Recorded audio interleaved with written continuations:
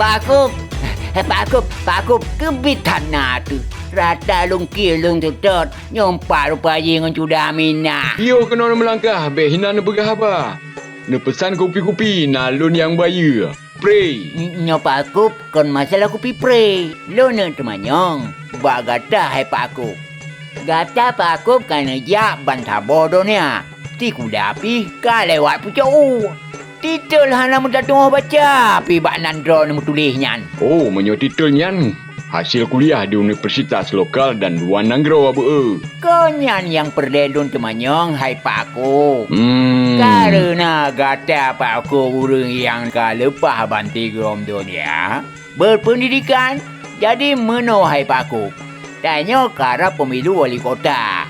Karena gata urang yang jago. Tahu kira-kira yang patut terpilih je ke wali kota. Menurut gata.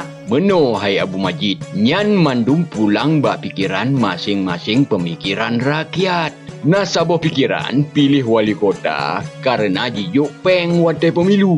Nasabah pikiran tu pilih wali kota karena terpengaruh haba-haba bangai. Yang lebih ceroh adalah pilih wali kota yang memang urang berpendidikan, yang luah wawasan, ngajut di pemaju kota getanyonyo. Baik sagai-sagai, tak pilih urang yang udip diuk beruak. Mesawah nak tom lepah. Menyonyan urang cuma yang jut ke wali kota. Ka musibah kota tanyo abu. Cuma menurut gata. Tahu yang je tak pilih. Tak apa ke wali kota tu semawe. Nesima habalung Abu Majid. Nyokan iklan. Nyokan haba bangai. Kan lun ya pengaruh drone. Urang yang patut tak pilih kalinyo. Bejut ke wali kota. Mangan kota lok semawe hebat. Adalah Sayuti Abu Bakar. Dan waki banyak adalah Husaini Pom. Apa sebab tak pilih Sayuti Abu Bakar dan Husaini Pom? Hai Pakub. Untuk lung perjelas tentang beliau, le Abu Majid, hanset si uro lun pegah.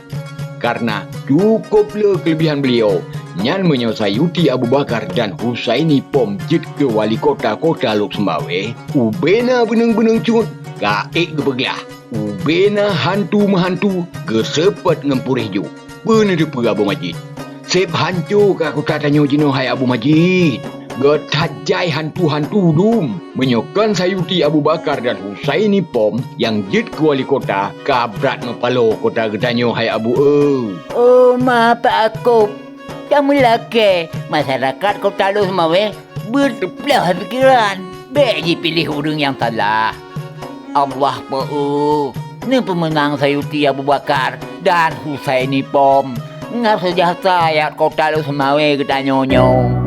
Amin. Nyan kani jawat iku kopi prepat.